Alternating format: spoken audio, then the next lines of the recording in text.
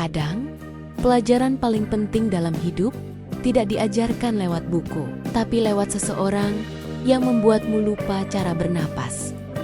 Semester itu, aku belajar tentang teori komunikasi, tapi juga tentang diam yang terlalu keras, tatapan yang terlalu lama, dan batas yang terlalu tipis antara rasa ingin tahu dan sesuatu yang nyaris disebut cinta. Hai, aku Rani, mahasiswi tingkat 3 di sebuah universitas di Jakarta, kampus besar dengan gedung modern, kafe yang selalu ramai, dan dosen-dosen yang tampak terlalu sibuk untuk memperhatikan siapapun, kecuali satu orang.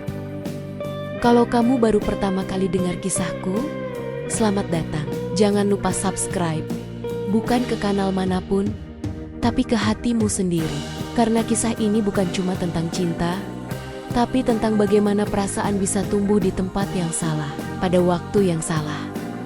Tapi terasa begitu benar.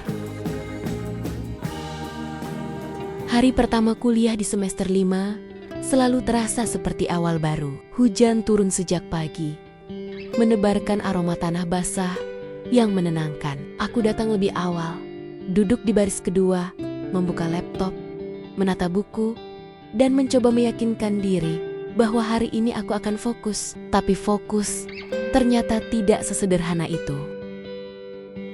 Pintu kelas terbuka, dan dia masuk, Pak Arga, dosen baru untuk mata kuliah teori komunikasi lanjut. Kemejanya abu-abu, rapi tanpa berlebihan. Langkahnya mantap, tapi tidak tergesa. Cara dia menatap ruangan, seperti seseorang yang tahu persis apa yang dia cari. Dan entah kenapa, sejak pertama kali tatapan itu melewati tempat dudukku, waktu rasanya berhenti. Suaranya berat tapi tenang. Setiap kata terdengar seperti kalimat yang sudah dipertimbangkan matang.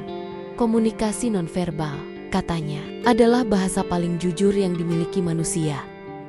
Ia berjalan perlahan di antara barisan meja, menjelaskan teori dengan nada yang begitu stabil. Tapi di kepalaku, teori itu justru hidup. Setiap gerak tubuhnya, setiap jeda ucapannya, menjadi contoh nyata dari apa yang ia bicarakan. Ketika ia berhenti tepat di sampingku, aku mencium aroma parfum kayu yang lembut bercampur udara dingin dari AC. Tanganku refleks menggenggam pena lebih erat. Ia menatap layar, lalu berbalik sedikit. Rani, katanya tiba-tiba. Suaranya menyebut namaku dengan tenang. Tapi ada sesuatu di baliknya yang membuat jantungku berdegup lebih keras. Coba kamu jelaskan, kenapa komunikasi nonverbal bisa lebih kuat dari kata-kata? Aku mencoba berpikir, tapi yang bisa kurasakan hanyalah kehadirannya terlalu dekat. Aku menelan ludah, menatap meja, dan menjawab pelan. Karena perasaan kadang gak butuh kata-kata, Pak. Ia diam beberapa detik, lalu tersenyum kecil. Benar, katanya. Satu kata itu, sederhana, tapi cukup untuk membuat pikiranku berantakan sepanjang sisa kelas. Setelah ia berjalan menjauh, aku menghela napas panjang. Aku tahu, ini konyol. Ia hanya dosen, dan aku hanya mahasiswi yang kebetulan ia panggil acak. Tapi entah kenapa, ada sesuatu dalam caranya menatapku. Sesuatu yang sulit didefinisikan, tapi terlalu nyata untuk diabaikan. Dan di antara suara hujan di luar dan detak jantungku yang belum mau tenang, aku tahu semester ini akan berbeda. Ada pelajaran baru yang sedang dimulai, meski belum ada di silabus manapun. Sudah 2 minggu sejak tatapan pertama itu, tapi rasanya belum benar-benar berakhir. Setiap kali masuk kelas teori komunikasi lanjut, ada sesuatu di dadaku yang berdebar tidak karuan. Perasaan yang tidak bisa kusebut apa-apa selain gugup yang tidak wajar. Aku datang lebih awal, memilih tempat duduk yang sama, berharap bisa terlihat biasa. Padahal, aku hanya ingin memastikan satu hal, bisa melihatnya lebih lama. Pak Arga selalu datang tepat waktu. Setiap langkahnya punya irama yang bisa kutebak dari jauh. Ia bicara dengan tenang, jarang tersenyum.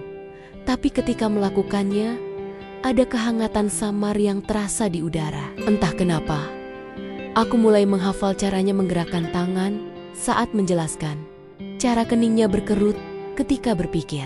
Aku bahkan hafal nada suaranya ketika mengatakan baik, kita lanjut. Sampai suatu sore, setelah kelas usai, ia mendekat ke arahku. "Rani," katanya, "kamu sudah baca jurnal minggu lalu?" Aku mengangguk cepat. "Mungkin terlalu cepat." "Sudah, Pak, tapi saya masih agak bingung soal konteks implisit." Ia mengangguk pelan. "Kalau begitu, besok datang ke ruang saya. Kita bahas lebih dalam ya." Nada suaranya tetap netral. Tapi entah kenapa, aku mendengarnya terlalu dalam. Keesokan harinya, aku datang. Ruangannya dingin, hanya ada suara hujan dan aroma kopi yang tertinggal di udara. Ia duduk di balik meja, matanya terfokus pada layar komputer sebelum akhirnya menatapku. "Jadi, apa yang belum kamu pahami?" Aku membuka catatan, mencoba terlihat siap. Tapi yang sebenarnya kulakukan adalah berjuang melawan tatapan itu. Tatapan yang tidak menuntut, tapi terasa seperti sedang menembus sesuatu dalam diriku. Komunikasi implisit, katanya, bukan soal apa yang diucapkan, tapi tentang pesan yang kita rasakan tanpa perlu kata. Aku menatapnya balik, nyaris tanpa sadar, lalu bertanya pelan, "Seperti sekarang ini, Pak?" Ia terdiam lama. Waktu seolah berhenti di antara kami. Senyum kecil muncul di wajahnya, tapi matanya tidak ikut tersenyum. "Kamu cepat menangkap maksudnya. Berarti benar." Ia menarik napas panjang. "Rani, kadang yang tak diucapkan justru paling berbahaya." Aku tidak tahu harus menjawab apa. Di luar, hujan makin deras. Di dalam, udara seolah menghangat. Bukan karena suhu, tapi karena sesuatu yang kami berdua tahu sedang tumbuh diam-diam. Ketika aku hendak pamit, ia hanya berkata singkat, "Hati-hati, Rani. Jangan biarkan perasaanmu mengaburkan logika." Aku tersenyum kecil. Meski dadaku terasa sesak, tapi bagaimana kalau logika justru yang mulai kalah, Pak? Ia tidak menjawab. Tatapannya cukup. Dan ketika aku keluar dari ruangan itu, aku tahu, mulai saat ini, aku sedang menghadapi ujian yang tidak ada di lembar soal manapun. Sejak hari itu, aku tidak lagi bisa memandang kelas dengan cara yang sama. Setiap kali Pak Arga berdiri di depan ruangan, suaranya tak lagi terdengar seperti penjelasan akademik, tapi seperti percakapan yang hanya dimengerti oleh kami berdua. Kadang aku berusaha menghindari tatapannya, kadang justru mencarinya. Tapi pada akhirnya, mata kami selalu bertemu. Dan setiap kali itu terjadi, ada jeda hening di antara kami yang tak bisa dijelaskan dengan teori komunikasi manapun. Teman-temanku mulai memperhatikan perubahan kecil dalam diriku. "Kamu akhir-akhir ini diam banget, Ron," kata Dini, teman sebangkuku. Aku hanya tertawa singkat. "Lagi fokus tugas aja." Padahal, bagaimana aku bisa menjelaskan kalau tugas yang sebenarnya adalah menahan diri untuk tidak menaruh perasaan pada seseorang yang seharusnya jadi dosenku? Suatu sore, aku sedang duduk di taman kampus. Hujan baru saja reda. Aku sedang membaca ulang catatan kuliah ketika tiba-tiba bayangan seseorang menutupi halaman bukuku. "Sendiri terus, Rani?" Suaranya familiar. Aku mendongak. "Pak Arga." Ia berdiri di sana dengan kemeja putih yang lengan bajunya digulung setengah. Aku tersenyum kikuk. "Cuma nyari suasana baru buat belajar, Pak." Ia mengangguk pelan, lalu duduk di bangku seberang. Tidak ada kata-kata selama beberapa detik. Hanya suara daun yang meneteskan sisa hujan. Kadang, katanya tiba-tiba, Kita tidak sadar kalau sedang berjalan terlalu dekat dengan garis. Aku menatapnya, tidak mengerti. Garis apa, Pak? Ia memandangku lurus. Dan untuk pertama kalinya, aku merasa benar-benar terbaca. Garis antara rasa kagum dan sesuatu yang seharusnya tidak tumbuh di tempat seperti ini. Aku terdiam, tidak tahu harus merasa bersalah atau tersentuh. Kalau begitu, jawabku pelan. Mungkin saya sudah terlalu dekat dengan garis itu. Ia menghela napas pelan, lalu tersenyum samar. Dan tugas saya adalah memastikan kamu tetap di sisi yang aman. Tapi entah mengapa, ketika ia berdiri dan meninggalkanku, kata-kata itu tidak membuatku tenang. Justru semakin membuatku sadar, ada jarak yang seharusnya memisahkan kami. Tapi kini, malah jadi magnet yang menarik semakin kuat. Malamnya, aku tidak bisa tidur. Aku memutar ulang percakapan itu berkali-kali di kepalaku. Kata-kata garis yang aman terngiang seperti mantra yang ironis. Karena setiap kali aku mencoba mundur, hatiku malah melangkah lebih dekat. Dan di titik itu, aku mulai bertanya pada diriku sendiri, apakah cinta selalu salah kalau datang pada waktu yang tidak tepat? Hubungan kami berubah pelan-pelan. Tak ada kata yang mengakuinya. Tapi setiap kali kami berdua berada di ruangan yang sama, udara di antara kami terasa berbeda. Bukan sekadar antara dosen dan mahasiswa, tapi dua orang yang semasima tahu mereka sedang berjalan di tepi jurang yang sama.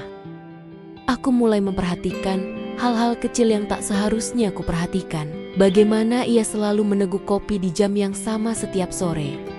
Bagaimana matanya bergerak pelan saat membaca. Bagaimana jeda napasnya berubah setiap kali aku berbicara terlalu jujur di kelas. Ia tetap profesional di depan semua orang. Tapi kadang, hanya kadang, suaranya sedikit melembut saat berbicara padaku. Dan cukup dari nada itu saja, aku bisa kehilangan konsentrasi sepanjang hari. Hari itu, aku datang ke ruangannya untuk menyerahkan tugas makalah. Ruang itu sunyi, hanya terdengar bunyi kipas angin yang berputar lambat di langit-langit. Ia menatap lembar tugasku sebentar, lalu berkata, "Kamu menulisnya dengan cara yang berbeda, lebih pribadi." Aku tersenyum kecil. Mungkin karena saya tulisnya pakai perasaan. Perasaan bisa jadi kelebihan, katanya pelan, tapi juga jebakan. Kalimat itu seperti pisau tumpul yang menyentuh hati pelan-pelan. Aku ingin menjawab, tapi suaraku tidak keluar. Ia menatapku lama, lalu menunduk, seolah sedang berperang dengan pikirannya sendiri. "Rani," katanya akhirnya, "kadang kita harus belajar berhenti. Bukan karena kita ingin, tapi karena kita tahu apa yang akan terjadi kalau terus maju." Aku menatapnya balik. "Berarti ini salah, Pak?" Ia tersenyum tipis, tapi sedih. "Bukan salah, hanya tidak semestinya." Hening kembali memenuhi ruangan. Aku mendengar detak jam di dinding. Setiap detiknya seperti mengukur jarak di antara kami yang terasa semakin menipis. Ia beranjak berdiri, menyerahkan tugasku kembali. Jari-jarinya tak sengaja menyentuh ujung tanganku. Singkat, tapi cukup untuk membuat seluruh tubuhku menegang. Kami berdua diam, dan dalam diam itu banyak hal terjadi tanpa perlu kata. Ada ketertarikan yang tak diucapkan, ada penyesalan yang tak diakui, ada perasaan yang terlalu besar untuk dihilangkan, tapi terlalu berbahaya untuk dimiliki. Ketika aku meninggalkan ruangannya sore itu, aku tahu ada sesuatu yang berubah. Aku tidak hanya mengaguminya lagi, aku merindukannya. Bahkan saat ia masih berdiri beberapa meter dariku. Dan malam itu, saat aku menatap langit dari jendela kamar kos, aku sadar, diam kadang bisa lebih membakar daripada kata-kata apapun. Waktu berjalan lebih cepat dari yang kupikir. Tanpa kusadari, semester hampir berakhir. Kelas terakhir teori komunikasi lanjut berlangsung sore itu. Udara kampus hangat, sedikit berdebu, dan cahaya matahari menembus jendela ruangan seperti garis-garis tipis yang tenang. Pak Arga berdiri di depan kelas, menjelaskan materi penutup dengan suara yang tetap tenang, seperti biasa. Tapi kali ini, entah kenapa, setiap kata yang keluar darinya terasa lebih lambat, seolah ia sedang berusaha menghafalkan setiap detik yang tersisa. Aku pun begitu. Aku ingin mengingat semuanya. Suaranya, cara ia menulis di papan tulis, bahkan cara kemejanya sedikit tergulung di ujung lengan. Ketika kelas berakhir, semua orang bertepuk tangan kecil, tanda perpisahan dengan dosen favorit. Aku ikut tersenyum, tapi senyum itu terasa berat. Mahasiswa lain satu persatu keluar. Aku menunggu sampai ruangan hampir kosong sebelum memberanikan diri mendekat. "Pak," panggilku pelan. Ia menoleh, lalu tersenyum tipis. "Kamu gak langsung pulang, Rani?" Aku menggeleng. "Saya cuma mau bilang terima kasih untuk semua pelajarannya. Bukan cuma tentang teori, tapi tentang hal-hal yang gak ada di buku." Ia menatapku lama, lalu berkata pelan, "Kadang pelajaran terpenting memang tidak tertulis di silabus, Rani." Aku tersenyum. "Saya sadar itu, Pak." Hening, lalu ia berjalan mendekat. Jarak kami hanya beberapa langkah, tapi kali ini tidak ada getaran seperti dulu. Yang tersisa hanya kehangatan yang tenang, seperti seseorang yang akhirnya mengerti batas antara kehilangan dan penerimaan. "Kamu punya potensi besar," katanya. "Gunakan rasa yang kamu miliki untuk memahami orang lain, bukan untuk menahan diri dari mereka. Itu yang membedakan empati dari emosi." Aku mengangguk pelan. "Saya akan ingat, Pak." Ia tersenyum, lalu berkata dengan nada lembut, "Kita nggak pernah benar-benar siap untuk perpisahan, tapi kadang itu satu-satunya cara agar sesuatu tetap indah."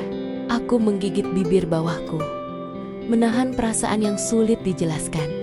"Jadi ini perpisahan?" "Ya," tanyaku. "Bukan," jawabnya. "Ini hanya titik koma. Setelah ini, kamu akan menulis kalimatmu sendiri."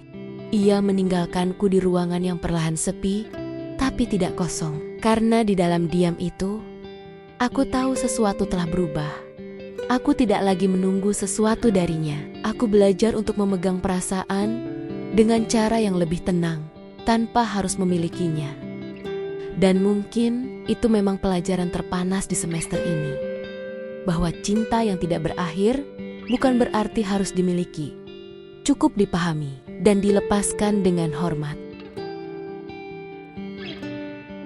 Semester berlalu seperti hujan yang akhirnya berhenti setelah lama mengguyur. Tidak ada gemuruh, tidak ada petir, hanya sisa-sisa genangan kecil yang perlahan mengering di bawah sinar matahari. Begitu juga dengan perasaanku pada Pak Arga, tidak lagi membakar, tapi meninggalkan hangat yang samar, seperti bekas sinar matahari di kulit setelah sore panjang. Aku jarang bertemu dengannya lagi, kadang hanya berpapasan di lorong kampus, bertukar senyum singkat tanpa kata. Anehnya, aku tidak lagi gugup seperti dulu. Ada jarak yang kini terasa wajar, bukan karena dingin, tapi karena kami sama-sama tahu beberapa hal lebih indah saat dibiarkan di tempatnya. Aku mulai menulis lagi, bukan tugas kuliah, tapi catatan pribadi. Tentang apa yang kupelajari dari semester itu. Tentang bagaimana rasa kagum bisa tumbuh menjadi sesuatu yang nyaris menyesatkan, lalu berubah menjadi pemahaman yang matang. Tentang bagaimana kedewasaan ternyata bukan soal menahan perasaan, tapi memilih bagaimana perasaan itu digunakan. Satu sore, aku duduk di taman kampus, di tempat yang sama saat kami terakhir berbicara. Angin bertiup lembut, membawa aroma rumput basah.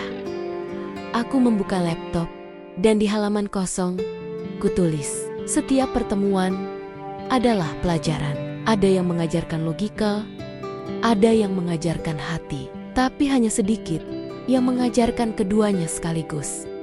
Aku berhenti sejenak, tersenyum kecil, lalu menambahkan, dan kadang pelajaran terpanas bukan yang membuatmu berkeringat, tapi yang membuatmu diam, karena di dalam diam itu, kamu benar-benar belajar memahami dirimu sendiri.